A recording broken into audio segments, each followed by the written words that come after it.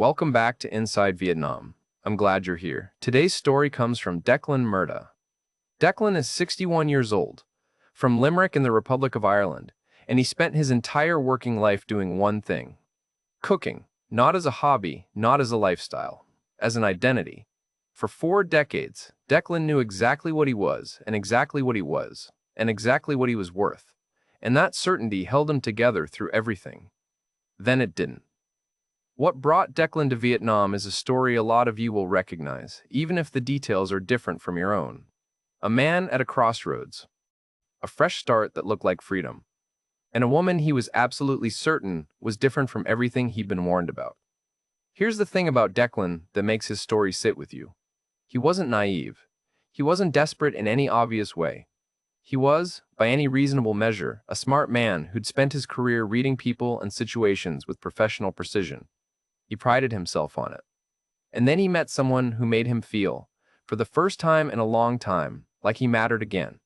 What happened after that is going to stay with you. This one's Declan's story, in his own words. The thing I remember most about the auction is the Latvian lad. He couldn't have been more than 25. Came in wearing a zip-up hoodie, stood in the middle of my kitchen with his hands in his pockets, and bought my prep counters for €240 without once asking what they were made of. Solid maple, those counters. I'd had them built to measure by a joiner in Claredod. Took 6 weeks and cost me more than I'd like to admit. This lad looked at them the way you'd look at a garden wall. Just something in the way, something to be moved. I didn't say anything. What would I have said? They were his now. That was the 23rd of September, a Tuesday. Wet, the way Limerick Tuesdays tend to be, as if the city has a personal grievance against the middle of the week. I'd been up since 5, not because there was anything to do, but because I hadn't been sleeping properly in months, and at least being awake at 5 felt like a decision rather than a symptom. The auction men came at 9. By half 2 they were gone, and so was everything. The rational oven went for €400. 400. I paid 11,000 for that oven.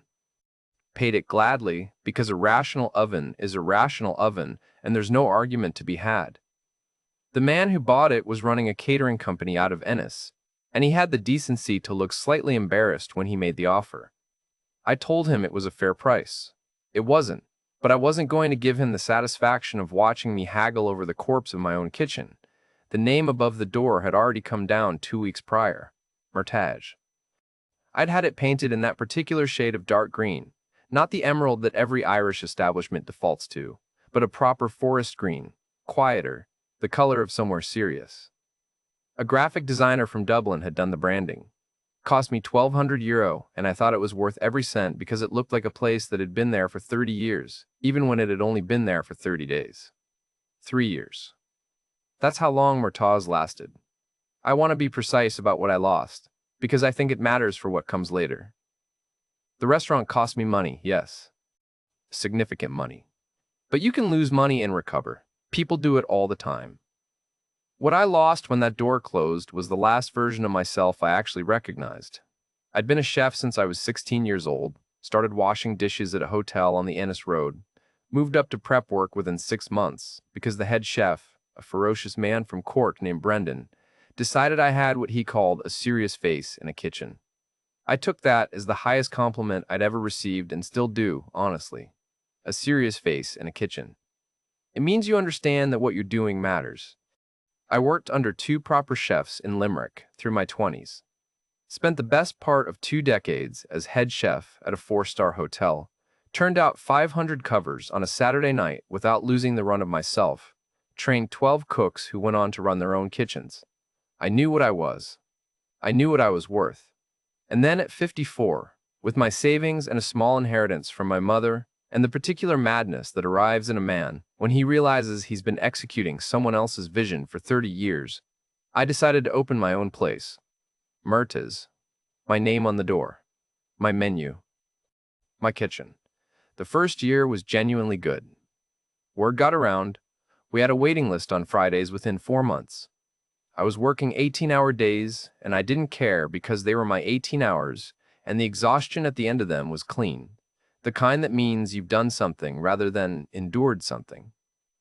Then the second year brought the lease renegotiation and the landlord, and a conversation about the new raid that I should have walked away from, but didn't, because I'd already invested too much to walk away from anything. Then food costs went sideways, in a way nobody had fully predicted. Then a reviewer from some Dublin website came in on a bad night. We'd been let down by a supplier. The turbot wasn't what it should have been, and I knew it the moment I plated it. But we were full, and I sent it anyway because what else do you do? And she wrote 900 words that were precise and not entirely wrong, and somehow found their way onto Twitter, where a particular kind of person who enjoys the sport of it shared it around until it had 4,000 retweets and a new audience of people who'd never eaten in Limerick in their lives but were very confident about my turbo. The third year was damage control. I'm not too proud to say I was frightened for most of it. By the end, I was frightened all the time. I handed the keys to the landlord on that wet Tuesday in September. He was more upset about it than I was, which surprised me until I realized he was upset because finding a new tenant in that location was going to be a project, and my distress would have been useful to him in ways he couldn't quite use. I shook his hand. He said something about it being a shame. I agreed it was a shame. Then I walked to my car in the rain and sat there for about 20 minutes, doing nothing at all. The 6 months that followed are harder to account for. I was in Limerick, in my flat, and I was fine. In the technical sense, I had money. I had my health. I had a sister, Aoife, who rang every Sunday and didn't ask too many questions. The lads I'd worked with for years had mostly stopped calling, which I understood. There's a particular social physics to professional failure. People don't avoid you out of cruelty. They avoid you because your bad luck feels contagious, and they have their own mortgages, and they don't quite know what to say. I understood it. It still felt like something. I started watching YouTube at odd hours. If you've never found yourself at 2 in the morning watching videos of strangers eating street food in Southeast Asia, I'd recommend avoiding the conditions that lead to it. It was Seamus that put the idea in my head originally, if I'm being fair about it. Seamus is from Galway. We trained together briefly in the late 80s, and about 4 years ago he went to Vietnam on a diving holiday, and simply did not come back. Sends photos occasionally, looks brown and happy and slightly ridiculous in the way that men our age look when they're wearing linen shirts in hot countries. I'd thought he'd lost his mind. Then I thought, at least he'd done something with it. I rang him in November. He talked about Hoi An for 40 minutes without being asked. I booked a flight the following week. Return ticket, because I'm not a complete idiot, but a return ticket I had no genuine intention of using. I told Aoife over the phone. There was a pause, the kind that contains an entire conversation she'd decided not to have, and then she said to bring sun cream because she'd read that the UV was brutal. I told her I'd worked in kitchens for 40 years and I wasn't afraid of heat. She said that was different. She was right, but I wasn't going to admit that until I landed. I've thought a lot, since everything happened, about the man who got on that plane. He wasn't broken, not exactly. He was something more specific than broken. He was a man who'd spent his whole life being careful. Careful with his craft, careful with his money, careful with his reputation, and had concluded, on the available evidence, that careful was just a slower way to lose. That's who flew into Ho Chi Minh City on the 3rd of March. A man who decided that carefulness was for people with something left to protect. I had no idea. Sitting in that seat with a bad airline coffee and a return ticket, I was already planning to waste what that particular philosophy was going to cost me. I found out, though. Aoife was right about the heat. I'll give her that. I stepped out of Thai Sinenet Airport at 11:30 at night, and it hit me like opening a low oven, not a blast, more of a wall, a solid, persistent warmth that immediately informed me that my body's previous understanding of temperature was incomplete. It was March. It was nearly midnight, and it was warmer than the best day Limerick had managed the previous August. I stood there on the pavement with my bag at my feet and a queue of motorbikes weaving past close enough to touch, and I thought, right, different rules here. The taxi driver wanted to charge me a flat rate to District 1. I'd been warned about this on a forum and tried to insist on the meter, which resulted in a negotiation conducted largely through hand gestures and mutual goodwill that ended with me paying roughly what the meter would have cost anyway. He played Vietnamese pop music for the entire 40-minute journey and sang along quietly to himself, and I watched the city arrive through the window, the flyovers, the billboards, the streams of motorbikes that seemed to operate on some collective understanding. invisible to outsiders, like a murmuration of starlings, if the starlings were carrying passengers and ignoring red lights. I'd booked a mid-range hotel on Vietnamese for 2 weeks. Seamus had suggested staying somewhere with a bit of life around it, rather than a quiet guest house, on the grounds that the noise would stop me thinking too much. He was right about that too, as it turned out. The street outside never fully went to sleep. Karaoke from somewhere close, motorbikes, the occasional burst of laughter from a bar. I lay on top of the hotel bed in the dark with the air conditioning on full and fell asleep within 10 minutes for the first time in months. The first morning I was up at 6 without an alarm, which is a kitchen habit so deeply embedded, it's basically structural. I walked out onto Bouivien, and the street was already in full swing. A woman crouched over a gas burner on the pavement, ladling something into bowls for 3 men on a low plastic bench, a coffee cart with a queue of 5. A man on a motorbike with a cargo of live chickens stacked in cages behind him. Proceeding through the chaos as if this were unremarkable. Because it was. I stood on the pavement for a moment, fully aware that I was a large, slightly dazed Irishman who had no idea what anything was called, and then I pointed at what the woman was making and held up one finger. She handed me a bowl of bun boh hue and a pair of chopsticks, and I sat on a low plastic stool, with my knees up near my ears, and ate it on the pavement in the morning heat. I want to be careful about how I describe this, because it's easy to make it sound like a movie. It wasn't a revelation. It wasn't a conversion experience. It was just a bowl of soup on a pavement, lemongrass and shrimp paste, and a heat level I wasn't expecting that hit the back of my throat like a polite argument. But I ate it with genuine interest for the first time in longer than I could remember. For 18 months, food had been something that reminded me of what I'd lost. That morning, it was just food again. Breakfast. Something good. I spent the first 2 weeks doing very little that could be described as purposeful. I walked. I ate. I made increasingly ambitious attempts to communicate with street food vendors, using a combination of pointing, nodding, and the kind of enthusiastic mime that probably looked deranged, but was generally received with patience and occasionally amusement. A woman at a Comtam stall on Win Tri let me watch her prep work one morning, and we managed a 20-minute conversation about the correct ratio of fish sauce in a dipping sauce despite sharing approximately 4 words of common language. I went back 3 days running. I found the expat circuit almost by accident, the way you do. Someone at the hotel bar mentions a place, you end up there, and suddenly you're surrounded by men with the particular look of people who've stopped going home. I met a burned-out English teacher from Manchester who'd been in the city for 11 years and spoke about it with the weary expertise of a man describing a marriage he'd decided to stay in.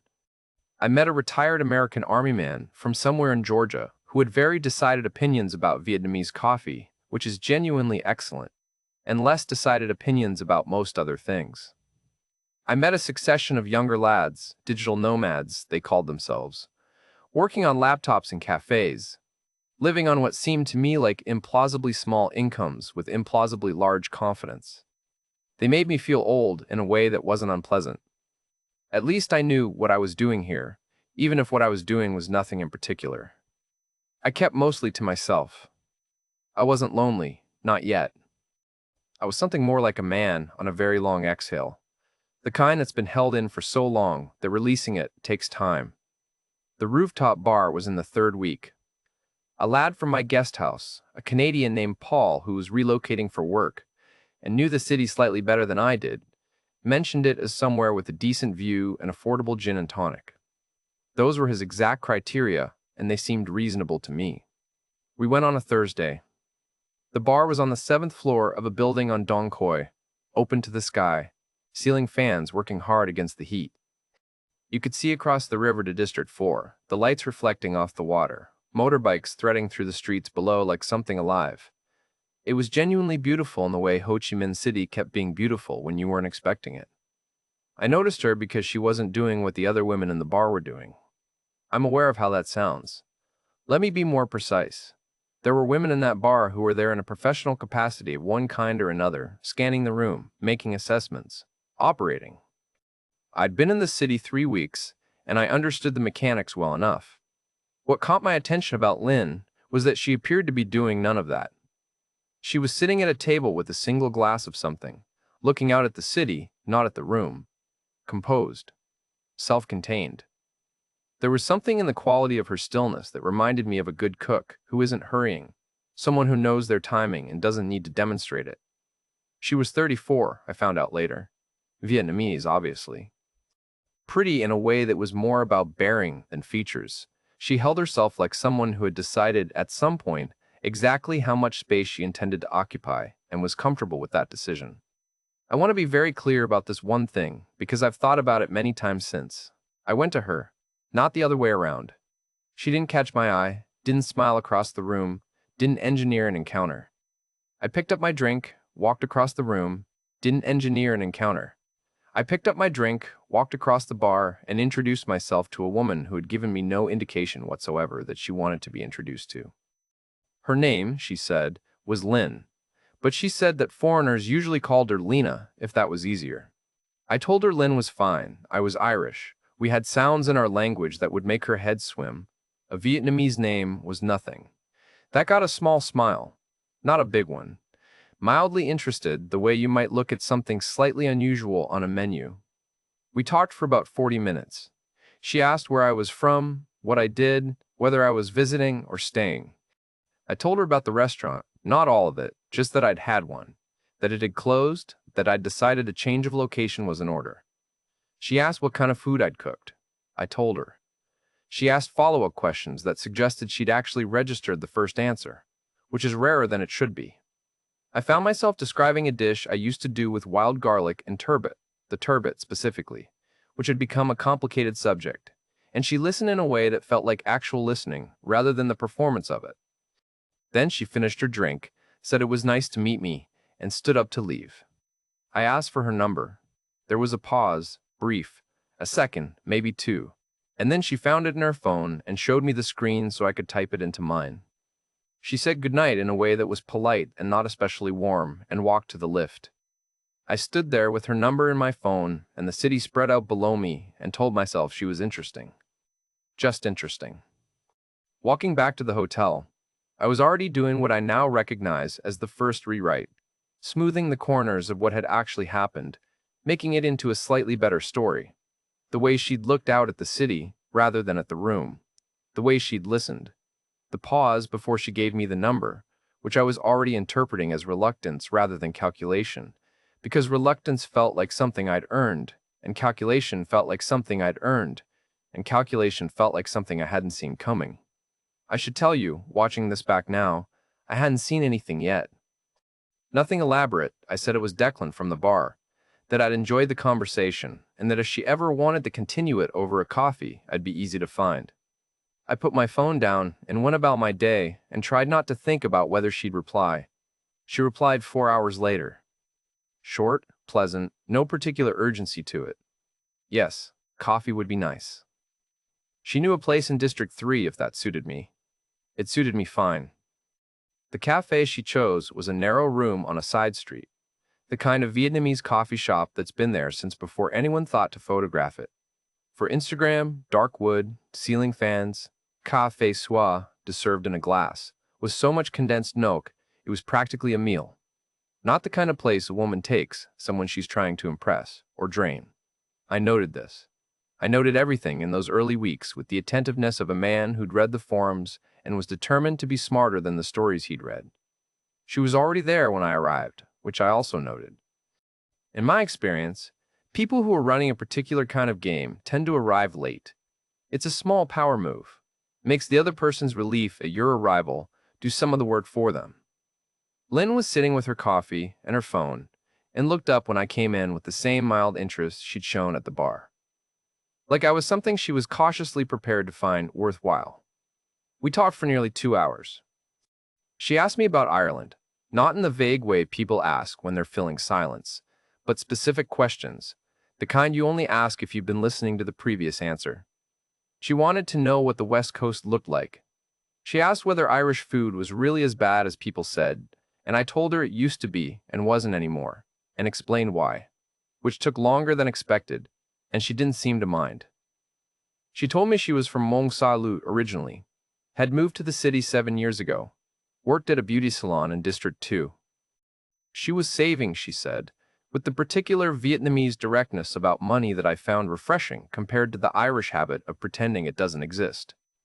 At the end, she paid for her own coffee.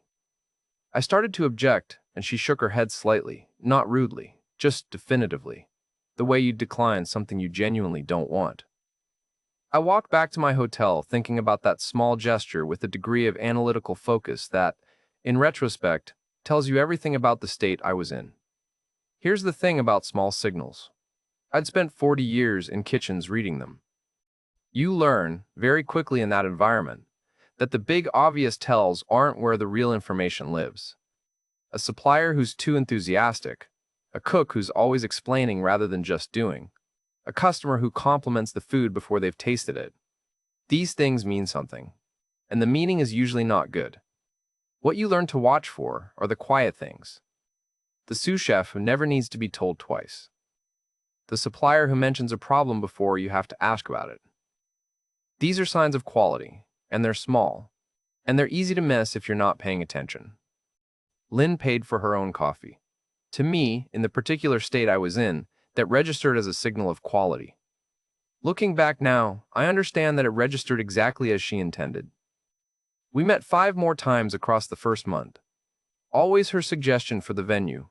Always places that were good, but not expensive. A faux shop on Li Chin Thang that she'd been going to for years. A banh mi place near Ben Thanh that was, I will freely admit, some of the best bread-based architecture I'd encountered. She seemed to find my professional interest in food genuinely amusing rather than tedious. One afternoon, she took me to a wet market in District 4 and walked me through it the way a local walks through a market, fast, purposeful, with commentary. I asked the stallholders questions through her translation, and she answered patiently and accurately, and once corrected a vendor who'd given me a vague answer by asking him again more precisely. I was, if I'm honest, charmed nearly out of my senses. The total I spent across that first month was perhaps €140. Dinners, coffees, a day trip on the ferry to Vung Tau that cost almost nothing because she'd organized the tickets. She knew where things were cheap and good and seemed to operate from genuine preference rather than performance. I am aware, telling this now, that I am describing the setup as though it were the thing itself. I know that. I knew it then, somewhere underneath. But knowing something is possible and believing it's happening are different things, and I was choosing, every day, which one to live in. The dress was in the 5th week. We were in a small shop near the market, and she held something up briefly, the way women do when they're thinking rather than asking, and put it back. I asked if she liked it. She said it was pretty but not necessary. I insisted. She refused twice, clearly and without coyness, and only accepted on the 3rd time when I'd made it obvious that my pride in buying it was becoming more of an issue than her reluctance to take it. €60. She wore it the next time I saw her without making a production of it, which somehow made it worse than if she gushed. I rang Seamus from Galway at the end of week 6. It was a Sunday evening, his time, and I'd had a couple of glasses of wine on my balcony in District 3.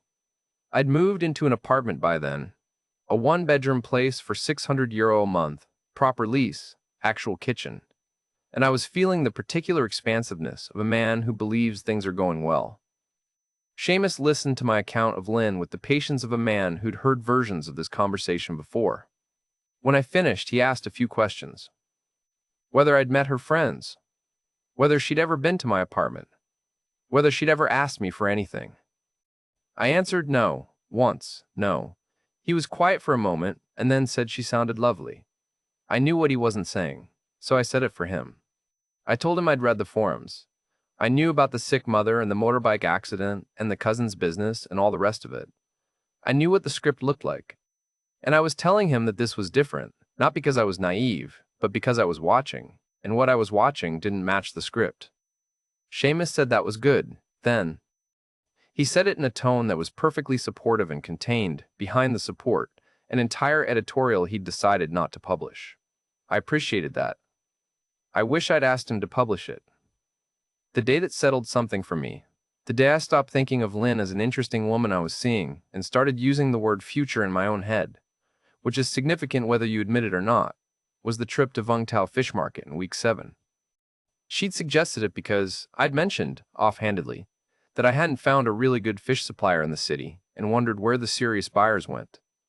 She knew someone who drove down on Saturday mornings. We left at 5, got there as the boats were coming in, and I spent 2 hours doing what I do best, moving through stalls, lifting things, smelling things, asking questions I half understood the answers to, making snap assessments that were the result of 40 years of doing exactly this. I was alive in a way I hadn't been since the auction. Lynn stood beside me through most of it, translating when needed, staying out of the way when I was focused, once quietly steering me away from a vendor she said wasn't reliable without being asked how she knew. At some point, I turned around to show her a particularly good red snapper I'd found, and she was laughing, not at me exactly, more at the spectacle of the thing.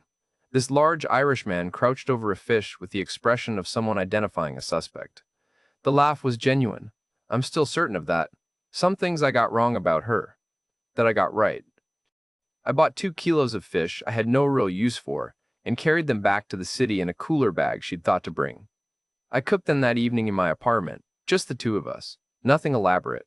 A simple preparation that was about the fish rather than the chef. She watched me work and asked questions, and I answered them the way Brendan from Cork had answered mine, 30 years ago. Like the answer mattered. Somewhere during that evening, I thought the word future. Not as a plan, just as a possibility. The way you think it when something that had been missing for long enough that you'd stopped expecting it suddenly reappears. That was the last uncomplicated evening I had. Month 2 ended with me in my District 3 apartment, in something that felt like a life rather than an extended holiday, and a relationship that had cost me less than €200 in 2 months and given me back something I hadn't been able to price. I thought I knew what I had. I thought I'd been careful. I had been careful. That was almost the problem. Month 3 began, and Lynn arrived one afternoon quieter than usual. By month 3, we had moved into something that felt domestic. And domesticity, I have learned, is its own kind of anesthetic. She came to the apartment more often now. Not staying over, not yet. That came gradually. The way all of it came gradually. 1 degree at a time, like a pot you never see boil, but present in the afternoons. Sitting at my kitchen counter while I cooked, asking questions that were sharper than they looked. She wanted to understand technique, not just outcome. Why does the heat need to be this high at first and then lower? Why do you salt at that moment and not earlier?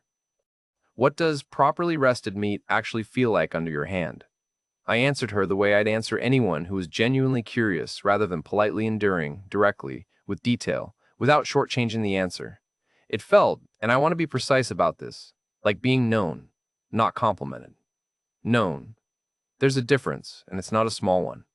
I cooked for her twice that first week of month 3. A simple roast chicken the first night, nothing dramatic. The kind of meal that's actually difficult to do well because there's nowhere to hide. She ate it with the focused attention of someone who is learning rather than just enjoying. And afterwards, she asked me why I'd rested it for so long before carving. I told her. She nodded in a way that meant she'd understood and filed it. The second meal, she asked if she could do some of the prep herself. I said yes, and watched her hands and gave her corrections, and she took them without ego, which is rarer than it sounds even among trained cooks. I thought, this woman would have been good in a kitchen. I thought it as a compliment. I meant it as one. What I didn't clock, and what I understand now, is that she was giving me back the one thing Vietnam hadn't already returned to me. The food had come back in the first week. But the teaching, the standing in a kitchen with someone who was genuinely paying attention, passing something on, that was different. That was Murtaugh's. That was what I'd lost when the keys went back. And she had found it and handed it to me so quietly, I hadn't noticed I was taking it. She arrived on a Thursday in the 3rd week of month 3, and she was quieter than usual. Not distressed, not visibly troubled, just slightly less present, the way a person is when they're carrying something they haven't decided how to set down. I noticed it immediately. I'd been reading people in professional context for 40 years, and I noticed it, which I mentioned because I want to be clear that I wasn't oblivious. I saw it. I asked her, over coffee on the balcony, whether everything was all right. She said yes, everything was fine. Then a few minutes later, she said her mother had been unwell. She told it in pieces, the way you tell something you're embarrassed about rather than something you're working an angle with. Her mother was in a hospital in Montaigne, nothing critical, a cardiac monitoring situation. They needed to observe her for several days and run some tests. The family had handled the initial costs, but the bills were extending longer than expected. It was awkward. She hated to even mention it. She looked away from me when she said the last part, out toward the street, and I watched her look away and thought, that's real. That particular quality of shame, the turned head, the slightly tightened jaw, that's not performed. In 40 years of running a kitchen, I'd seen every variety of manufactured expression, and that one looked genuine. I want to stop here for a moment and speak directly to anyone watching who's been in a version of this situation, because this is the part one. Think is worth understanding properly. I knew, in some part of myself, that what I was about to do had a name. I'd read it on forums. Sick mother in Wanty, cardiac situation, hospital bills, embarrassed to ask.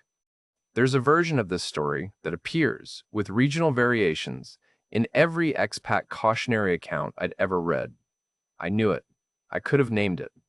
I sat on that balcony and I named it to myself, silently, with complete clarity. And then I offered before she asked. Because she hadn't asked, she looked away. I told her I'd like to help if it would make things easier, and I asked what the costs were looking like. She was quiet for a moment, that pause again, the one I'd learned to read as reluctance, and then said the outstanding bills were around 32 million dong, approximately 1,400 euro. She said she didn't expect me to do anything, and that she was sorry she'd mentioned it. I transferred it that afternoon via her phone. She thanked me quietly, without theater, and that was the end of the conversation about it. She didn't bring it up again, didn't report back on her mother's improvement in a way that felt designed to validate the investment. A week later, she mentioned, in passing, that her mother was home and recovering. That was all. I want to tell you that this was the moment I should have stopped. Probably it was. But I want to be honest about why I didn't, because I think the honest version is more useful than the simple version. The simple version is that I was taken in. The honest version is that being needed felt like something I hadn't felt in a long time, and I paid 1,400 euro for that feeling as much as for anything else. And somewhere underneath I knew it, and I paid it anyway. Month 4, 3 weeks in, she arrived with a folder. Not a casual folder. A laminated one, the kind of professional presentation material you put together when you want someone to take you seriously. Inside, printed pages, tabbed, market research on the nail salon industry in Ho Chi Minh City's District 2. Projected revenue across 3 scenarios: conservative, moderate, optimistic. Equipment list with supplier quotes attached. Lease terms for a premises she'd already identified, with comparable properties for context. A brief biography of her cousin Phuong, who had 3 years' experience in the industry and would co-manage. She put it on the kitchen counter in front of me and said she had an idea she wanted to discuss, and that she understood completely if it wasn't something I was interested in. I examined it the way I'd examine a supplier's proposal, which is to say, I examined it seriously, because that's the only way I know how to examine anything. I read the market research. I checked the logic of the revenue projections. I looked at the equipment list and cross-referenced a few of the quotes mentally against what I knew about commercial fit-outs. It was thorough. It was more thorough than half the business proposals I'd received from suppliers over the years, and I'd received some good ones. She'd done more research than most people I'd ever hired. I negotiated. Out of professional habit rather than suspicion, I'd never in my life agreed to the first number in a business conversation, and I wasn't about to start. We went back and forth for 20 minutes, and she negotiated well, with patience and without emotion, and we settled at 8,500 euro as my contribution in exchange for a 20% partnership share in the business. She said she would have Phuong draw up a simple agreement. I said that would be good. Looking back now, the agreement that never materialized should have been its own chapter. But at the time, I accepted the explanation that Vietnamese small business paperwork moves slowly, and that Phuong was dealing with setting up the salon and that it would come. I accepted it because the salon was real, and the salon being real felt like sufficient documentation. I visited in week 3 of month 4, a narrow shopfront in District 2, pale pink signage with the name in both Vietnamese and English. 2 staff at workstations, Phuong at the counter in the back, a small, efficient woman in her late 20s who shook my hand with the briskness of someone who had somewhere to be. Equipment installed, products shelved. 2 clients in chairs. The dryers running, the smell of acetone, and the particular chemical warmth of a working salon. It looked real because it was real. I stood there for 20 minutes and had a café soda from the place next door and watched the street outside and felt, for the first time in 6 months, that I was a participant in something rather than a spectator of my own life. I went home that evening with €9,700 of my savings committed across 4 months, and I felt like a businessman. Like a man who saw an opportunity and moved on it. I told myself I'd done my due diligence. I had diligence was thorough and correct and caught absolutely nothing, because the thing it needed to catch hadn't happened yet. The salon was real. That's what made everything that came after so much harder to see clearly. Month 5 began with what felt like stability, and then the first complication arrived. Month 5 had the texture of an ordinary life. That's the thing I keep coming back to when I try to explain how I didn't see it clearly. It didn't feel like a con. It felt like Tuesday. We had routines by then. Sunday mornings at the market on Wind Tray, I'd moved from tourist browsing to serious buying, the vendors recognizing me now. A few of them tolerating my limited Vietnamese with the patience of people who appreciated that at least I was trying. Lynn would translate the complicated bits and carry the bag and occasionally overrule me on a fish she didn't trust, with a brief shake of her head. And I deferred to her local knowledge because her local knowledge was good, and I knew it. Midweek, she'd stay over 2 or 3 nights. I cooked. She was learning, properly now, and I was teaching in earnest. Mise en place, knife work, the principle that a clean station is a clear mind. She was a good student, patient, absorbed things quickly and applied them the next time without needing to be reminded. I'd stopped thinking of myself as a man on an extended holiday. I was living here. This was my life now, or the beginning of one, and for the first time since that wet Tuesday in September. The thought of the future didn't feel like a corridor with nothing at the end of it. I'd also, around this time, joined a cooking class. Not because I needed one. I'd been a professional cook for 40 years, and the class was aimed at enthusiastic beginners, but because I wanted something to do with Tuesday afternoons that wasn't walking alone around District 1 thinking too much. The class was in a narrow kitchen in District 3 run by a Vietnamese woman named Han, who had the precise, merciless teaching style of someone who had cooked professionally and had no patience for people who measured things approximately. I respected that immediately. That's where I met Pieter. Dutch, 53, had been in the city for 2 years, doing something in logistics that he described briefly and without enthusiasm whenever anyone asked.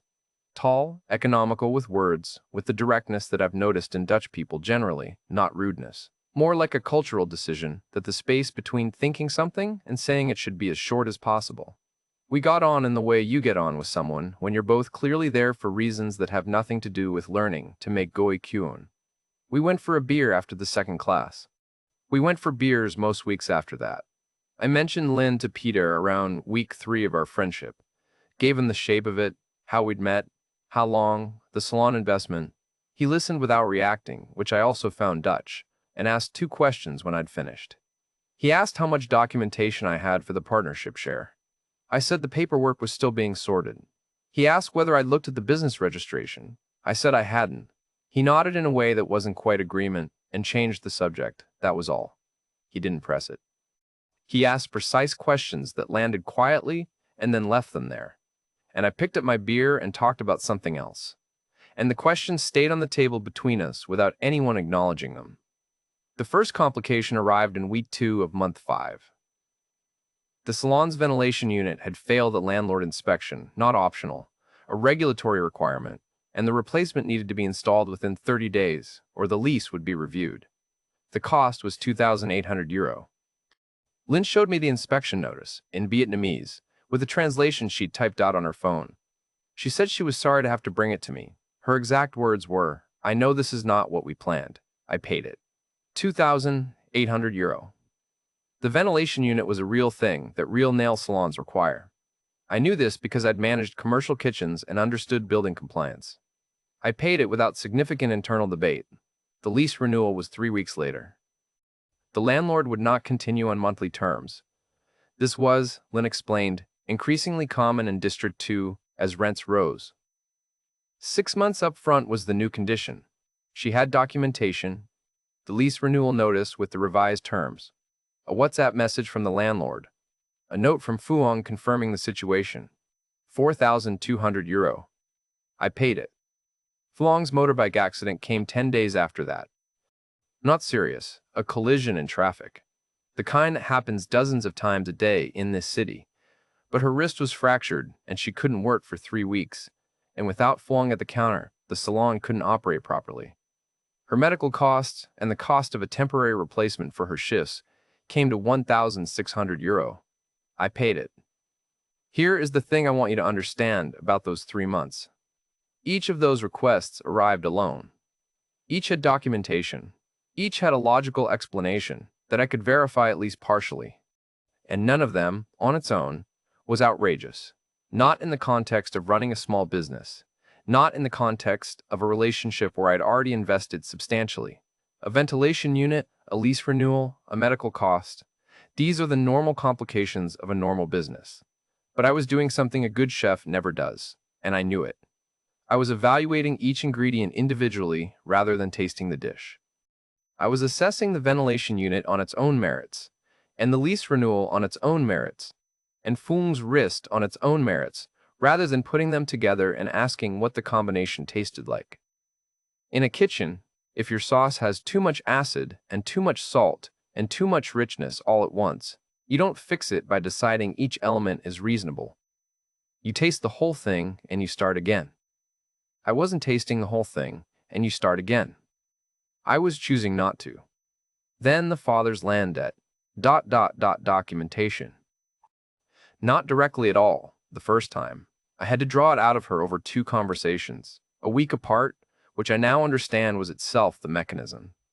The first conversation she mentioned, in passing, that her father was dealing with a complicated situation involving land he'd borrowed against years ago. The lender was pressing now. She said it quickly and changed the subject, and I could see that changing the subject cost her something, and I filed it and let it go. A week later, I raised it, asked how her father's situation was. She said it was being handled. I pressed gently. She was quiet for a long time and then said it was not really something she should be discussing, that it was a family matter, that she was embarrassed she'd mentioned it at all. I asked for the figure. She said there was no figure that concerned me. I asked again. When it came out, 3.1 million dong, approximately 13,400 euro, she had already said twice, clearly and without performance, that she did not expect me to do anything, that it was her family's problem, that she was sorry for mentioning it. She looked genuinely mortified, in the particular way Vietnamese people look when they feel they've caused a loss of face. Not dramatic, just quietly, deeply uncomfortable. I transferred the first installment 2 days later, 4,500 euro. I told myself it was a loan, though we both knew it wasn't, not really, because there was no document and no repayment structure, and I hadn't asked for one. The second installment was 4,500 euro, sent 3 weeks later. Somewhere around that second transfer, I remember the specific moment, sitting at my kitchen table with my phone in my hand and the transfer confirmation on the screen. Something shifted. Not broke, not even cracked. Just shifted, the way the light changes in a kitchen when a cloud passes. I sat there for a while longer than the action required. I put the phone down and looked out at the street, and I thought, clearly and without drama, you know what this is. I didn't act on it, want to be honest about that. I didn't call Peter. I didn't confront Lynn. I didn't pull the thread. I'd already decided, somewhere that predated the thought by weeks, that I was the kind of man who saw things through. I'd convinced myself it was principle, loyalty, commitment, the courage to stay the course. What it actually was, and what I can see now from the distance of Da Nang and 4 months of cooking for myself, was something simpler and less flattering. I was 61 years old, and I'd lost my business, and I'd come to Vietnam with a particular hunger that had nothing to do with food. And Lynn had fed it for 5 months. And being right about her meant being wrong about all of that. The third installment went 3 weeks after the second. 4,400 euro. Total for the cluster across months. 5 and 6, 22,000 euro. Total from the beginning, 32,300 euro, not counting the apartment, the food, the Sunday market trips, the dress. Peter and I had beers the following week. He didn't ask about Lynn. I brought her up myself, which tells you something. I talked for longer than I usually talked, and he listened in the way he listened, without interrupting, without nodding enthusiastically, with the patient stillness of a man who has already reached a conclusion and is waiting for you to reach it too. When I finished, he put down his beer. He said, "Tell her you've lost the money. All of it. See what she does." I told him that was cynical, that he didn't understand what we had, that he didn't understand what we had, that it was exactly the kind of thinking that made it impossible for men our age to have anything real with anyone.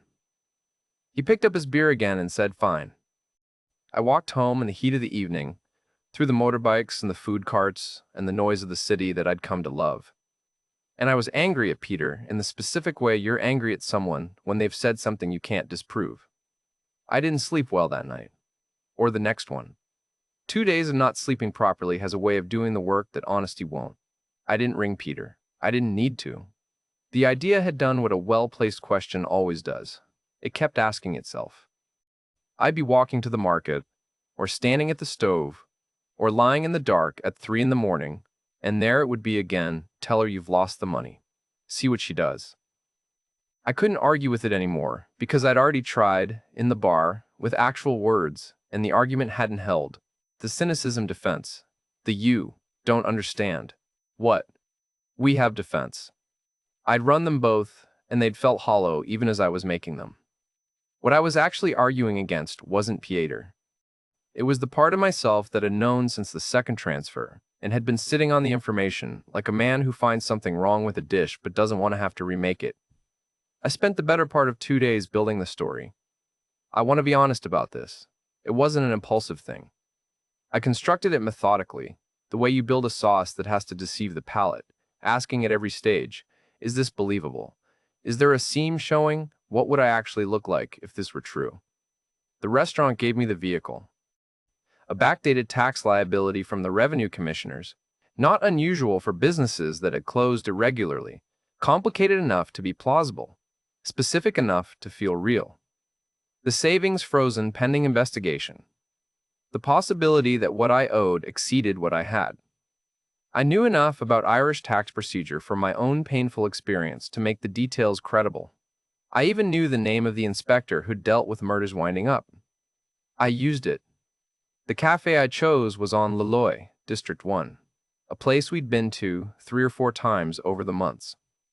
Nothing significant about it except familiarity. Somewhere that belonged to our shared history, which I told myself was a kindness, giving her comfortable ground for difficult news. What it actually was, I think, is that I wanted context around me. Things we'd done together, places we'd been, evidence of the real thing that had existed alongside whatever else was also true. She arrived on time, as she always did. Ordered her usual, café den, black, no sugar, a habit I'd always liked about her, because it matched how she approached most things, no embellishment, just the thing itself. She looked at me across the table with that particular quality of attention she had, the one I'd spent 5 months interpreting as depth. And I began. I told her I'd received news from Ireland. I told her it was bad. I told her about the revenue liability, the backdated assessment, the frozen account. I watched her face throughout, and I want to report accurately what I saw. Because it matters. Her initial reaction was good. Very good. She reached across the table and put her hand on mine. She said she was sorry. She asked if there was anything that could be done. Her exact words were, "This is not your fault. These things are complicated." I thought, she is good. I had always known she was good. I had relied on her being good. Then I told her the savings were frozen completely, that the liability might exceed what I had, that I genuinely didn't know, in practical terms, what came next. And there it was. Not a dramatic shift, nothing so obvious as that.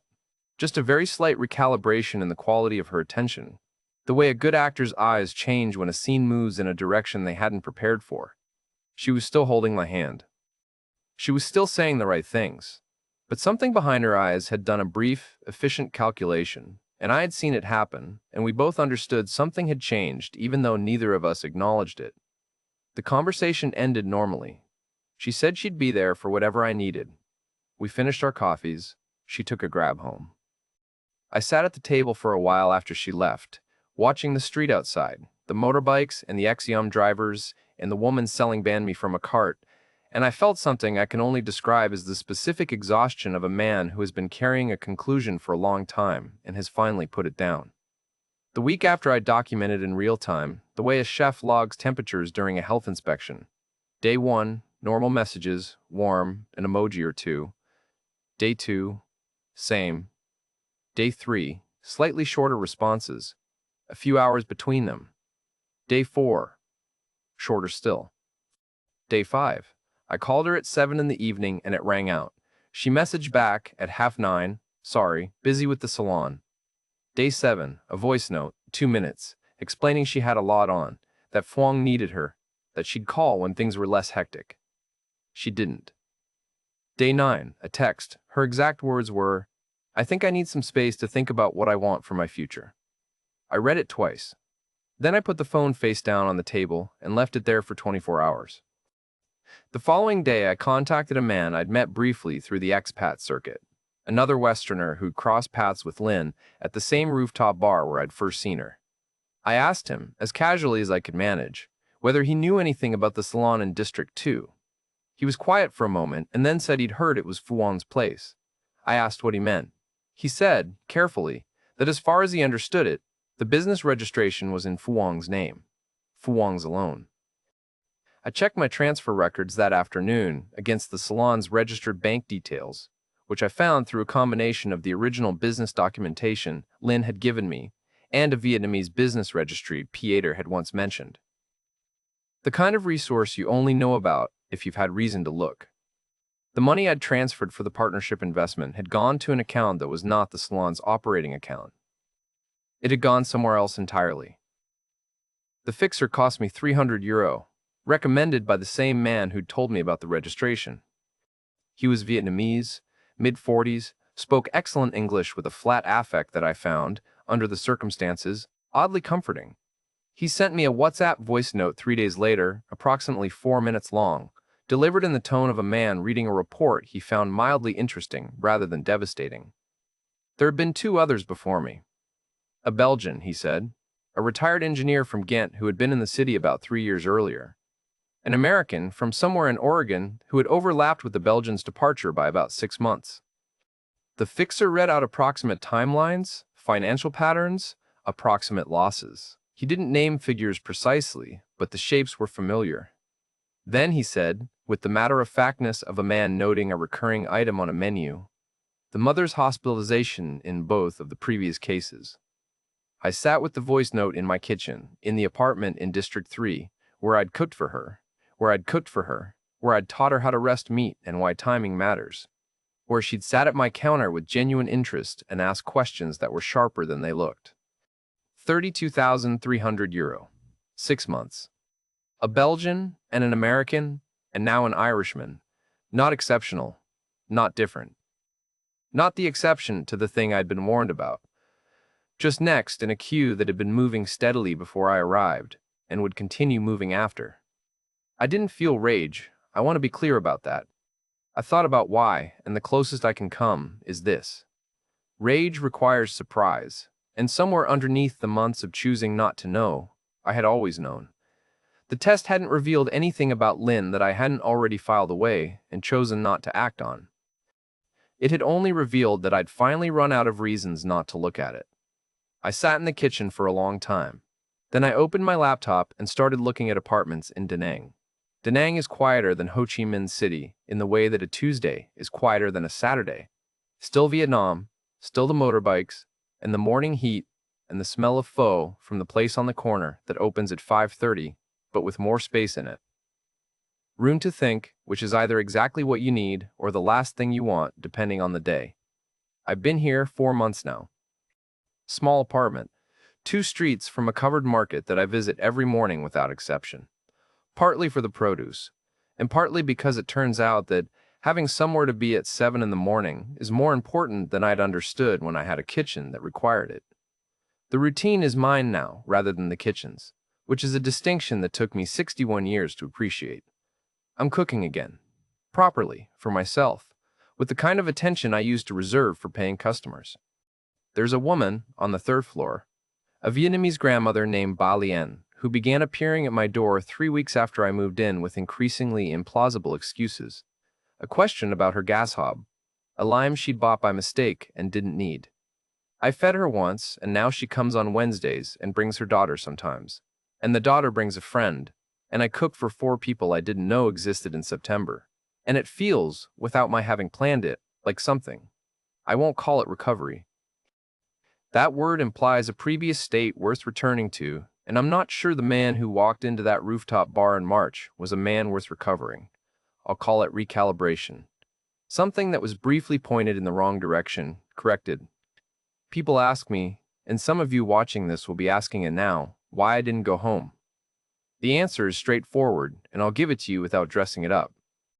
Going home would have required a version of the story that I could tell in Ireland, to people who know me, and there is no version of the story that doesn't end with either lying about what happened or watching Ioife be kind in a way I couldn't have stood. The lads who'd stopped calling after the restaurant, they'd have been right not to call. I'd have been the man who lost his restaurant and then went to Vietnam and lost €32,000 to a woman he met in a bar, which is a sentence that contains enough information to be a verdict in most company. Vietnam, for all it cost me, is still mine in a way that Ireland stopped being when the keys went back. I'm not ready to give it up. I may never be. Let me do the accounting properly, because I think you've earned it, and so have I.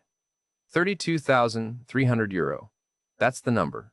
6 months of my life. The partnership share in a business that was never mine, the mother's hospital bills that may or may not have existed, the land debt that will certainly never be repaid, the ventilation unit and the lease renewal and Phuong's wrist, all of it adding up to a figure that represents, if I'm being precise about it, roughly a third of what I arrived with and all of what I'd allowed myself to hope for. But the money is actually the easiest column. You can put a number on money. The harder column is the professional vanity. I was a man who had spent 4 decades reading quality. Ingredients, suppliers, cooks, customers. I could assess any of them within minutes and be right more often than I was wrong. It was the one thing I retained when everything else went. The one skill that felt untouchable. Lynn didn't take my money. That's too simple. She served me something, and I ate it, and I kept eating it even when I could taste something was wrong. Because I had decided in advance that my instincts were unreliable, and I was willing to override them for the sake of not being alone. That's not being fooled. That's something more voluntary and more embarrassing, and it took me 4 months in Da Nang to name it accurately. Here's the thing I've arrived at, and I want to say it carefully because I think it's the most important part of why one agreed to tell this story. She didn't create my loneliness. Lynn found it. It was already there, fully formed, when I walked across that bar and introduced myself to a woman who hadn't asked to be introduced to. I arrived in Vietnam carrying a particular kind of hunger, not for company exactly, or not only that, but for the specific feeling of mattering to someone again after a year of being the man whose careful, serious, 30-year career had ended in an auction and a wet Tuesday, and a landlord who was more upset than I was. That hunger was real, and it was legitimate, and I am not embarrassed by it. But it made me, in practical terms, exactly the kind of person for whom someone like Lynn is not a risk, but a certainty. I see Peter every couple of weeks. He came up to Da Nang once, which surprised me. I hadn't thought he was the visiting type. We had beers by the river, and he asked how I was getting on, and I told him honestly, and he listened in the way he always listens, which is to say completely, without filling the silence. He never said I told you so, not once, not even in the way people say it without saying it, with a particular quality of patience. I told him I was grateful for that. He shrugged and said there was grateful for that. He shrugged and said there was nothing to tell me that I hadn't already told myself. He's right, he usually is. Now, the test. I want to finish with this because it's the thing people will remember, and I want them to remember it correctly. I've kept the title of this video. I put my Vietnamese girlfriend to the test and she failed me instantly, because it's true in the narrow factual sense. I ran a test and she failed it, within a week, without drama, by simply disappearing when there was nothing left to stay for. That happened. But the title is also, if I'm being fully honest, a slight misdirection, and I think the honest version is more useful than the satisfying one. By the time I built that story about the revenue commissioners and sat down with her in that cafe on the Loire, the test wasn't revealing anything new. Everything the test confirmed, I had already known since at least the second transfer of the land debt, and probably earlier. The test wasn't investigation. The test was permission. Permission to finally acknowledge a conclusion I'd been suppressing for weeks, because reaching it meant admitting that the past 5 months, the fish market and the roast chicken and the Sunday mornings at the market on Win Tri, had been constructed around something that wasn't real, and that I had known it and continued anyway, because the alternative was going back to being the man who sat in his car, in the rain outside an empty restaurant for 20 minutes doing nothing at all.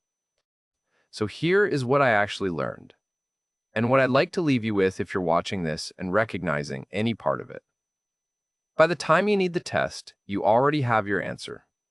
The test is not what smart men do instead of being fooled. The test is the last thing you do before you give yourself permission to admit what you already know.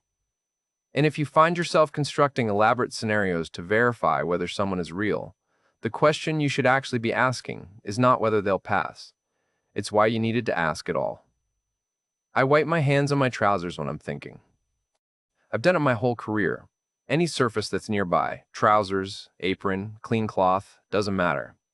This morning at the market, I was examining a piece of red snapper, lifted it, smelled it, and the vendor started laughing at me, not unkindly. Just the way you laugh at someone who is being very serious about something that amuses you. I laughed too. The fish was good. I bought it, brought it home, cooked it properly, ate it alone at my table with the door open to the street, and it tasted like something. That's where I am. It's not nothing. Some days it's quite a lot. Don't wait for the test. The test is the last thing you do before you admit you already know. That's Declan Murda, 61 years old, from Limerick, Ireland, currently in Da Nang, cooking for his neighbors on Wednesdays, and doing, as best as I can tell, considerably better than he gives himself credit for. What stays with me about Declan's story isn't the money, and it isn't the con. It's the fact that he's one of the sharpest, most self-aware people we've spoken to for this channel, and it made absolutely no difference. Because what Lynn was working with wasn't his naivety, it was his grief. And grief, it turns out, is not something that professional experience or careful reading or 40 years of understanding quality can protect you from. Grief just needs an opening. If you're watching this and you've told yourself she's different, not because of anything she's done, but because you need her to be, that's the thing to sit with. Not the warning signs, not the forums. The question underneath, what is it in you that needs this to be true? Vietnam is a remarkable country, and most people here are not Lynn. Most relationships here are not this. We tell these stories not to discourage you from coming, or from connecting, or from hoping, but to map the distance between what you're looking for and what's actually in front of you, so that you can see it clearly before it costs you more than you have. That's what we do here at Inside Vietnam. If this story stayed with you, subscribe so you don't miss the next one. There's a link below to a story that covers some of the same ground from a very different direction. Worth watching back to back. Take care of yourselves. We'll see you next time.